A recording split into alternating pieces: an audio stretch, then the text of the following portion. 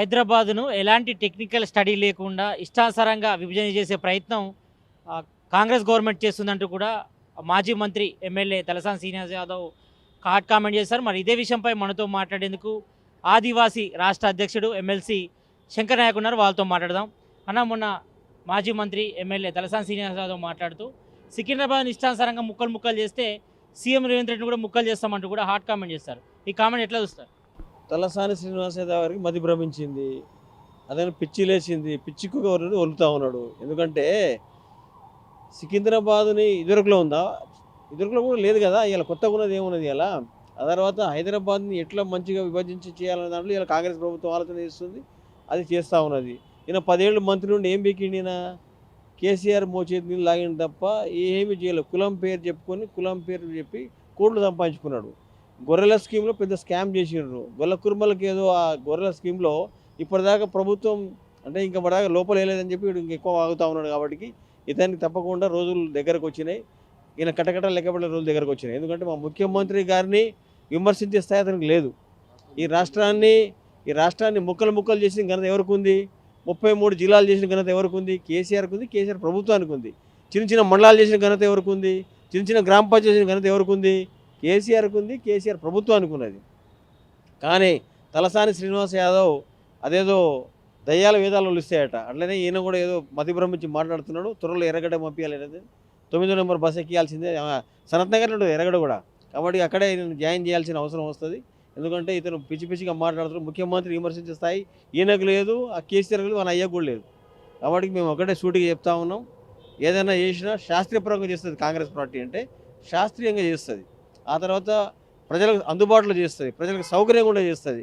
కానీ మీలాగా కేసీఆర్ ప్రభుత్వం లాగా దాంట్లో నువ్వు ఒక మంత్రి గొల్ల కుర్మల పేరు చెప్పుకొని కోట్లు దండుకున్నట్టు కాదు ఇది ప్రభుత్వం.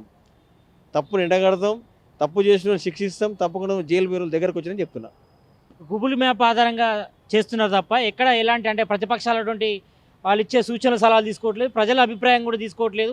ఇష్టానుసారంగా సికింద్రాబాద్, హైదరాబాద్ని వేరు చేసే జంట నగరాలను వేరు చేసే ప్రయత్నం కాంగ్రెస్ ప్రభుత్వం చేస్తుంది అంటాడు. హాస్యాస్పదంగా ఉంది ఇది. ఎందుకంటే గూగుల్ మ్యాప్ చేసుకుని కాళేశ్వరం కట్టింది ఎవరే? ఈయన ప్రభుత్వం. ఎవరి ప్రభుత్వం కట్టింది? ఈయన తలసాని శ్రీనివాస్ యాదవ్ ఉన్నాడు, హరీష్ రావు అందరూ ఉన్నారు. గూగుల్ మ్యాప్ చేసి మండలాలు చేసింది ఎవరయ్యా? వాళ్ళు. తర్వాత జిల్లాలు చేసింది ఎవరయ్యా? వాళ్ళు. కానీ మేము ప్రజల అభిప్రాయం తీసుకున్నాం. తర్వాత ప్రతి డివిజన్కు ఒక ప్రజాభిప్రాయ సేకరణ తీసుకున్నాం. దాన్ని ఎట్లా చేయాలనేది దానికి శాస్త్రీయ పరంగా అక్కడ ఉన్న అధికారులు, మేధావులు, తర్వాత కుల సంఘాలు అందరూ కూడా చేసి దాన్ని బట్టి ఇలా డివిజన్ చేసినాం తప్ప ఏ ఒక్కరి సొంతం కాదు, లేకపోతే రేవంత్ రెడ్డి గారు ఒక్కరు చేసింది కాదు. ఇది శాస్త్రీయ పరంగా మొత్తం మేధావులు, అధికారులు, అనాధికారులు, పాలకవర్గము, అన్ని పార్టీల కులాల అభిప్రాయాలు తీసుకొని చేసినవే తప్ప మీ ఇలాగా ఏనాడు కూడా డిక్టేటర్షిప్ చేయలేదు. ఇప్పుడు సికింద్రాబాద్ని కార్పొరేషన్ చేస్తారా? ఇప్పటికే 150 డివిజన్లు 300 కూడా పెంచడం జరిగింది కదా. సికింద్రాబాద్ని కార్పొరేషన్ చేయాలని కూడా ప్రధానంగా డిమాండ్ వస్తుంది. గత బీఆర్ఎస్ గవర్నమెంట్ కూడా చేయలేదు, మీరు చేస్తారా? అది మా ముఖ్యమంత్రి గారు పరిశీలిస్తున్నారు అది ఏం చేయాలనేది. తర్వాత ఇక్కడ ఎమ్మెల్యేలు, తర్వాత ఇర్రెస్పెక్టివ్ ఆఫ్ పార్టీతో మాట్లాడి అభిప్రాయం తీసుకొని చేస్తే చేయొచ్చు కూడా, అవకాశం ఉంటే చేస్తారు. ఇటు ఫ్యూచర్ సిటీ కాదా, అంతా రియల్ ఎస్టేట్ దందా సిటీ అంటూ కూడా బీఆర్ఎస్ నేతలు ఆరోపిస్తున్నారు. మీరు ఫ్యూచర్ సిటీని మొత్తం రియల్ ఎస్టేట్ దందాకు వాడుకున్నట్టు కూడా బీఆర్ఎస్ నేతలు అంటున్నారు.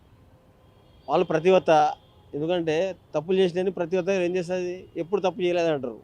కాబట్టి వాళ్ళు చేసిన కుంభకోణాలు తెలుసుగా మీ అందరికీ. కోకాపేటలో, గచ్చిబౌలిలో My Home Cements, Raj Pushpa, ఇటువంటివన్నీ ఇల్లీగల్ దందాలు చేసింది ఎవరే అంటే కేసీఆర్ ప్రభుత్వము. తర్వాత ఇవాళ మేము అందరం ఏదో ఫ్యూచర్ సిటీని డెవలప్ చేయాలనే ఉద్దేశంతో కొన్ని వేల మందికి పెట్టుబడులు తీసుకొచ్చి ఏదో నిరుద్యోగులు ఇంతమంది ప్రభుత్వ రంగాల్లో ఎంతమందికి ఉద్యోగాలు వెళ్తాం చెప్పు బాయ్ సాబ్? ఎంతమంది వెళ్తాం? చాలా తక్కువ మందికి వెళ్తాం. కాబట్టి ఇటువంటి డెవలప్ చేస్తే పెట్టుబడులు వస్తే, పరిశ్రమలు వస్తే చాలామందికి నిరుద్యోగం వస్తుంది, అక్కడ ఉన్న పని దొరుకుతుంది.